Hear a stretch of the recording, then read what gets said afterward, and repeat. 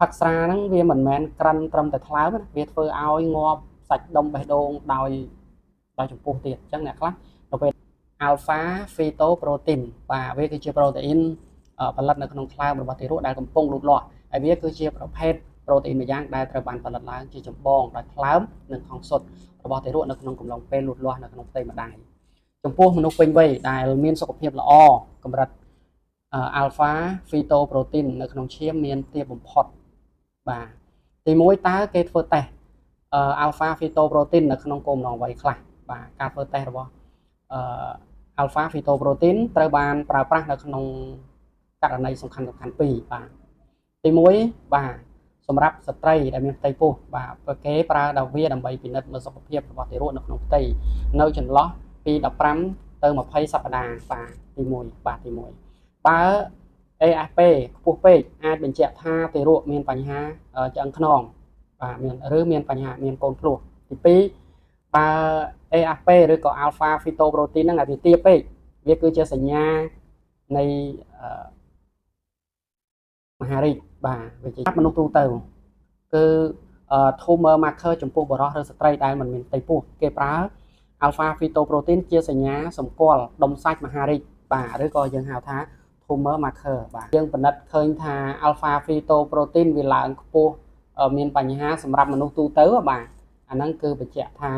យើងចាប់ផ្ដើមមានបញ្ហាប៉ុន្តែវាមិនមែនមានន័យថាគ្រប់ត្រូវតែជាមហារីកទេវាអាស្រ័យទៅលើតារាងកាយយើងត្រូវពិនិត្យច្រើនដើម្បីបញ្ជាក់មិនមែនពិនិត្យប៉ុណ្ណឹងចប់ហើយវិនិច្ឆ័យថាជាមហារីកទេអញ្ចឹងណាបងប្អូនបាទអញ្ចឹងហើយនេះយើងមើលតមានបញ្ហាសុខភាពទូទៅមួយចំនួនអាចធ្វើឲ្យកម្រិត alpha phytoprotein ហ្នឹងវាឡើងខ្ពស់ជាបណ្ដោះអាសន្នឬក៏រ៉ាំរ៉ៃទី1គឺជំងឺរលាកថ្លើមអញ្ចឹងបើសិនជាមានបញ្ហារលាកថ្លើមរ៉ាំរ៉ៃ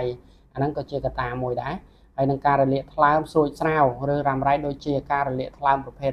BC បាទអាហ្នឹងក៏មានបញ្ហាដែរហើយមួយទៀតគឺជំងឺក្រិនថ្លើមអញ្ចឹងបើសិនជាអ្នកដែលទទួលទានស្រាច្រើនឬក៏ផឹកស្រាខ្លាំងតាំងពីក្មេងមកហើយពពួកស្រាក្តៅបាទស្រាអីហ្នឹងបងប្អូនបាទអញ្ចឹងក៏ជាបញ្ហាដែលធ្វើឲ្យក្រិនថ្លើមហើយនឹងអាចផឹកស្រាហ្នឹងវាមិនមែនក្រិនត្រឹមតែថ្លើមណាវាធ្វើឲ្យងាប់សាច់ដុំបេះដូងដោយចំពោះទៀតអញ្ចឹងអ្នកខ្លះនៅពេលដែលផឹកខ្លាំងពេកផឹកលើសកម្រិតគឺធ្វើឲ្យសាច់ដុំបេះដូងក៏ខ្សោយដែរអញ្ចឹងណាបាទហើយនៅពេលដែលកោសិកាថ្លើមខូចខាតខ្លាំងវាក៏អាចបញ្ចេញជាតិប្រូតេអ៊ីននេះមកដែរហើយការងើបឡើងវិញនៃកោសិកាថ្លើមបន្ទាប់ពីថ្លើមរងរបួសហើយចាប់ផ្ដើមដុះនៅកោសិកាថ្មីឡើងវិញបើចំពោះស្ត្រីមានផ្ទៃពោះវាជារឿងធម្មតាទេវា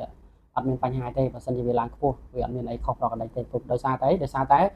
មានទារកអញ្ចឹងណាបងប្អូនអញ្ចឹងគេហៅសុករបស់ទារកអញ្ចឹងវាសម្រាប់ផលិតនឹងឯងបាទហើយមូលហេតុ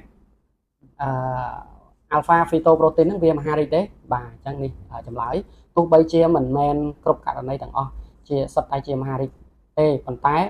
alpha phytoprotein ហ្នឹងត្រូវបានគេប្រើជាសញ្ញាសម្គាល់ tumor marker សម្រាប់មហារីកមួយចំនួនបាទអញ្ចឹងalpha phytoprotein ណា AFP ហ្នឹងបើសិនជា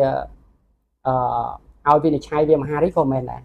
ប៉ុន្តែវាក៏ជាសញ្ញាមួយដំណាក់កាលដំបូងហើយយើងនឹងឈានទៅការផលិតបន្តបើសិនជាវាឡើងខ្ពស់ខ្លាំងពេកដោយសារតែយើងអាចពិនិត្យមើលសុខភាពយើងអាចថតមើលថ្លើមអាចមានមើលទាំងអស់ដល់ពេលយើងមានចាប់ផ្ដើមមានបញ្ហាវាឡើងខ្ពស់ពុបបញ្ជាក់ថាយើងចាប់ផ្ដើមមានបញ្ហាអញ្ចឹងបានដុកទ័រគេចាប់ផ្ដើមរុញឲ្យយើងទៅពិនិត្យអីហើយខ្ញុំនឹងរៀបរាប់បន្តទៀតបងប្អូនបាទមួយចំនួនដូចទៀតយើងមិនបានលើកមកហើយគឺមហារីកថ្លើមជាករណីដែលជួបញឹកញាប់បំផុតនៅពេល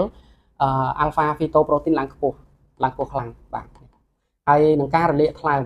អាហ្នឹងបើសិនជារលាកថ្លើមរ៉ាំរ៉ៃបងប្អូនមានបញ្ហាអីហ្នឹងគឺរយៈពេលយូរហើយជំងឺក្រិនថ្លើមនិងមហារីកក៏ពេញ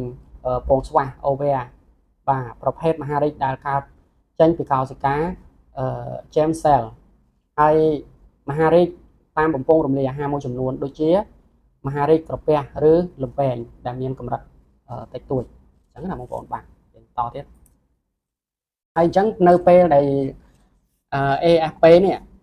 alpha phytoprotein ជាប្រភេទប្រូតេអ៊ីនដែលផលិតដោយថ្លើមក្នុងករណីថាបើសិនជាមានបញ្ហាហើយវាឡើងខ្ពស់ ដែលគួរឲ្យគាត់សម្គាល់ឬក៏ជាហានិភ័យអញ្ចឹងគឺដុកទ័រគេនឹងរុញចាប់ផ្ដើមត្រូវ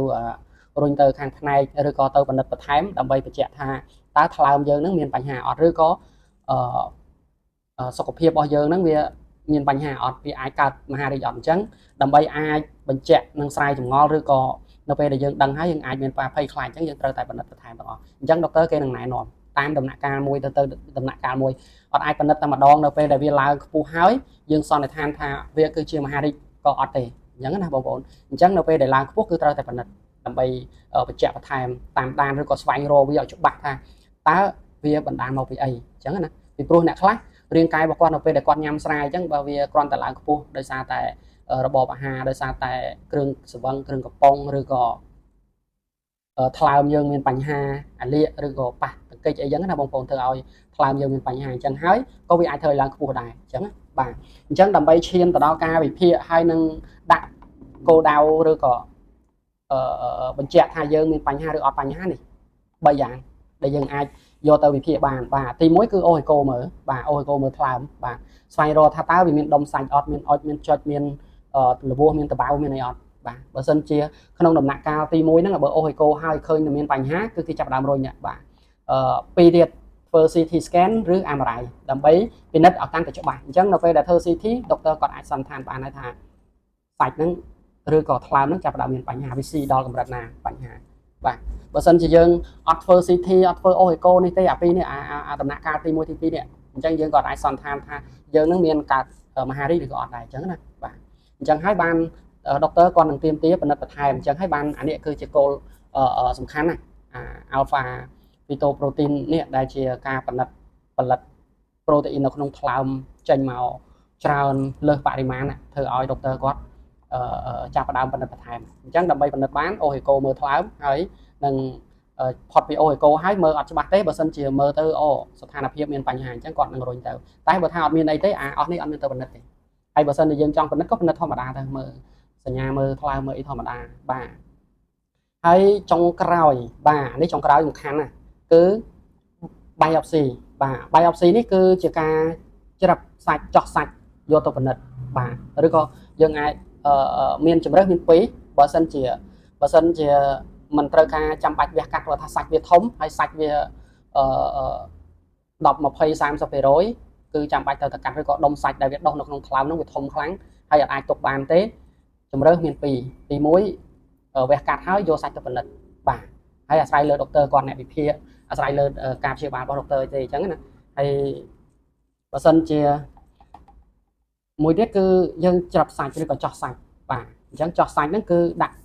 កាមេរ៉ាដាក់ចូលទៅដើម្បីយកសាច់យកទៅពិនិត្យឈាមបាទដើម្បីយកពិនិត្យដើម្បីយកមកបញ្ជាក់ថា alpha fetoprotein ហ្នឹងវាឡើងខ្ពស់កម្រិតណាហើយវាមហារីកអត់បើសិនជា biopsy មកបញ្ជាក់ថាយើងជាសាច់ធម្មតាអត់មានបញ្ហាទេក៏យើងត្រូវតាមដានតែបើសិនជាមានបញ្ហាយើងត្រូវតែសិក្សាហើយនឹងប្រឹក្សាមួយដុកទ័រដើម្បីព្យាបាលអញ្ចឹងហេតុផលដែលយើងពិនិត្យហ្នឹងគឺអញ្ចឹងបងប្អូនបាទហើយខ្ញុំ